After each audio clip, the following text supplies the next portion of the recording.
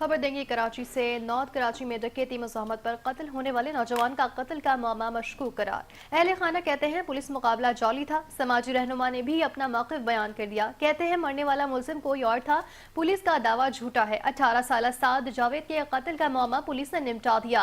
अहले खाना अपनी अर्जी लेकर थाने पहुंच गए। समाजी रहनुमा फैजान हुसैन ने SSP ने पुलिस की आला अफसरान से तहकीकात की अपील कर दी। उन्होंने अपने बयान में इल्जाम आयद किया कि मुबैना पुलिस मुकाबला जाली था, असल आजाद घूम रहे हैं। समाजी रहनुमा फैजान हुसैन का ये मजीद कहना था कि वाक़े की कोई CCTV फुटेज मंजर आम पर नहीं आई और ना ही मुबैना पुलिस मुकाबले से पहले किसी की गिरफ्तारी अमल में लाई गई।